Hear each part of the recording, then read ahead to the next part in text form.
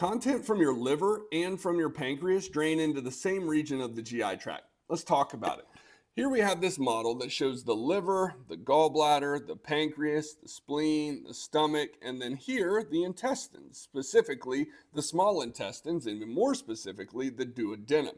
So if we look at our liver here, this is where bile is going to be produced. It is drained by two main ducts called hepatic ducts. You have a right hepatic duct, you have a left hepatic duct.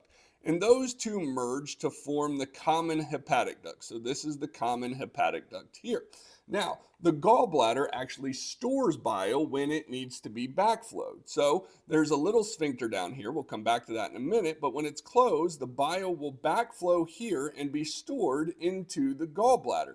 And the gallbladder is drained via the cystic duct. So you have gallbladder, cystic duct, liver, hepatic ducts, common hepatic duct, and then when the cystic duct joins the common hepatic duct, you have the common bile duct. So this is the common bile duct here. Now the pancreas produces a whole bunch of enzymes and it is drained via the pancreatic duct. This is the pancreatic duct here. And the pancreatic duct merges with the common bile duct down here to form this large open area which we call an ampulla. It's called the hepatopancreatic ampulla, or some people will call it the ampulla of Vader. Now this hepatopancreatic ampulla is surrounded by smooth muscle, this sphincter. It's called the hepatopancreatic sphincter, or some people call it the sphincter of Oddi.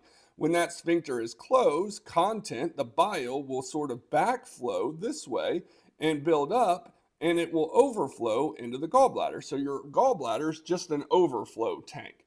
Okay, so you have gallbladder, cystic duct, hepatic ducts, common hepatic duct, common bile duct, pancreatic duct, the hepatopancreatic ampulla, and the hepatopancreatic sphincter.